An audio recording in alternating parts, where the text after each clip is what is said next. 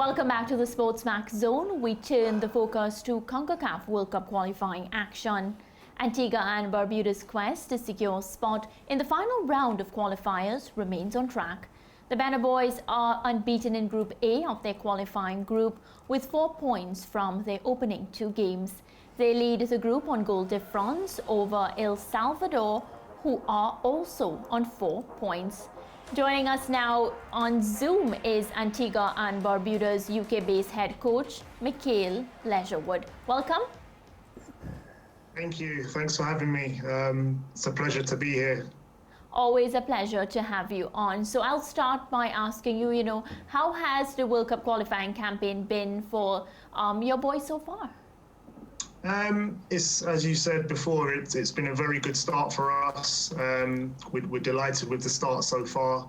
I think, preparations have been a little bit, mixed in terms of, having the restrictions of COVID and certain things and when we can and can't train. And, having a UK-based coach has obviously proved to be a little bit difficult at times. But in terms of, the attitude of the players and work rate of the staff and all the individual people making this possible has been a great start for us. So we're really pleased with, where we are. We're under no illusion that, there's still a lot of work to be done. So we're happy that we've given ourselves the best opportunity to do so, to move forward. Definitely. So there was that draw between yourselves and Montserrat, after which, you all bounced back and I have to say demolished US Virgin Islands. What changed from that match to then? What did you say to the Benna Boys? What really happened? I think the Montserrat game showed that we had more quality. Certainly, obviously, if you look at the goals, we're obviously very disappointed with the goals that we conceded because they came from our own mistakes. But I think it showed when we started to get the ball down and play football and play to our strengths. I think that was certainly the catalyst in us being quite dominant in the USVI game. So we know we've got quality. We know we've got players who can go and win matches. And ultimately, if we can, stamp out the mistakes, the results have then bred confidence, and hopefully we can take those into the upcoming games in June. Yeah, Michaela, remind us of how long you've been with this Antigua and Barbuda setup and what the job has been like since you've started. Well, obviously, I was a player, started back in 2008. So obviously, I've got a keen interest, and obviously, I want the country to do well. So first and foremost, that's me. I'm a fan. I want them to do well, and my involvement recently has been, the plan was to be involved. When the qualifiers were going to take place in October. Obviously that didn't happen. So sort of behind the scenes, we've been trying to work, just getting the players back into training and getting their fitness up. And obviously, like I said, the restrictions haven't helped because there's been limited time, but it's not been a very long time involved, certainly not hands-on, but there's lots of work going on behind the scenes to get this sort of up and running. So just pleased with the progress so far, certainly. Yeah, how would you respond, Coach, to a feeling that Antigua and Barbuda could be feeling a false sense of security at the moment as group leaders? Because the teams that you've beaten so far are the bottom of the table teams, and the teams that you have to play in June, Grenada and El Salvador, are right on your heels. Yeah, of course. Listen, like I said, we're certainly under no illusion that we've got some really tough games to come.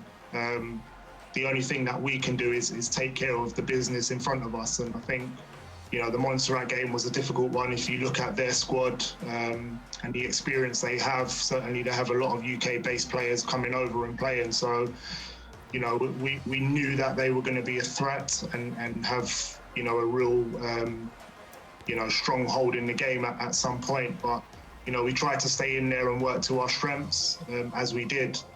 The USVI game was a different challenge, and you know, people might look at them and say they're not as strong, but you still have to go in with the right mindset and the right mentality to want to go and win those games. And you know, certainly goal difference is probably going to play a big part in it. So it was important that we didn't concede and we scored a number of goals, which we did. So, you know, El Salvador and Grenada, they are, you know, in the Gold Cup. So we know they're not going to be no walkover at all. So we have to make sure that, you know, we're doing everything right in preparation for those games.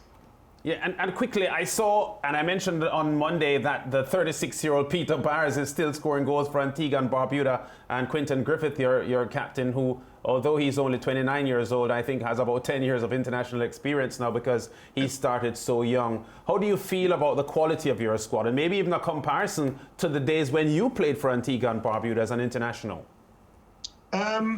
I think we've shown, certainly in the days leading up to the game, in terms of the preparation.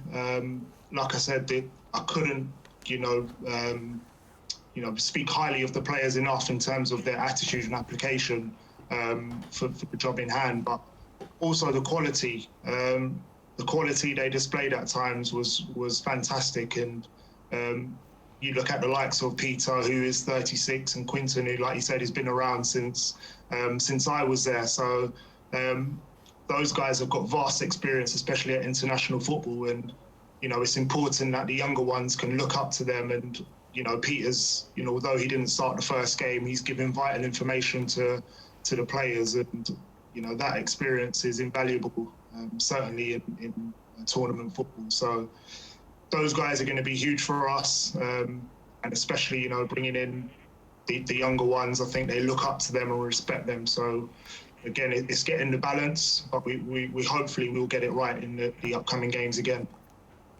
Coach, I looking at the group and where you are, and as Lance put it to you, that, you know, maybe you're fortunate to be in this position. The other way to look at it is this: ahead of the teams that on paper appear the strongest, you would have loved to have gone into those games with the points cushion that you already have. So that's a part of mission accomplished. Does where you are now, ahead of those two big games in June, give your players that confidence, feeds the belief that they can do the impossible, do what most people would look at them and say they can't? Yeah, definitely. I mean, listen, we've done well in our first two games. Like I said, we're under no illusion that, you know, probably our toughest games are yet to come. All we can do is take care of, you know, the next game, and the next game for us is Grenada. That's going to be a difficult game, but again, we'll be looking to prepare. I think it's, like I said, it is important for us to have that good start, and hopefully that does breed confidence. But again, we're under no illusions. We're looked at as probably the one of the weakest teams in the group, and that we'll use that as motivation. That's got to be our motivation. There's going to be doubters, of course, but again, we can only show what we're capable of doing, and I'm sure we'll rise to the challenge when that time comes. Yeah, I want to ask you finally about the process of integrating the foreign-based players into a squad with locals, and whether or not perhaps the way that COVID has destabilized the world, that may have somewhat evened the playing field between and among the teams participating in this group. What say you on those things? Yeah, I mean, again, it is getting the balance right. I firmly believe that, even from my playing days of being integrated into with the local players. I thought the balance was right, and I'm keen to keep that going, along with the other management staff and coaches. So I'm sure the players would feel that, but you know, the local players who have been playing and training consistently have you know, put themselves in a great position moving forward. You know, the coaching that they've had from, you know, the local based coaches in Lenny, Cheyenne and Kadra has been great. So I think we need to make sure that we continue that and monitor the ones that are our UK based, and obviously if we can strengthen wherever, from wherever, I think that's what we'll look to do. Excellent. Coach, you have points on the board. We hope that you get more points on the board and that you achieve your objectives. All the best to you. Thank you very much. Take care. Good, good, good. Antigua and Barbuda are traveling strongly, the Benna Boys are. And yeah, my producer just reminded me that Montserrat held El Salvador to a draw. Let nobody be fooled. El Salvador nowhere near the force that they were several years ago. And this group is there for the taking. Any brave team that wants to put their mind to it and put in the work, they can get out of this group because the names don't mean a thing. Yeah. Definitely, and I love how Antigua and Barbuda, you know, although they were held to the draw, they were able to rectify whatever mistakes they make and come out with full force. So I'm hoping in their next 2 matches, they're able to do the same. Yeah, and Michele knows how to get success. I remember in 2012, he had scored the winner for Reading to beat Nottingham Forest to get Reading back to the English Premier League. And it was a glorious piece of memory for him, I'm sure, as he takes the Antigua duties. Now we go to break. Back with more on The Zone after this.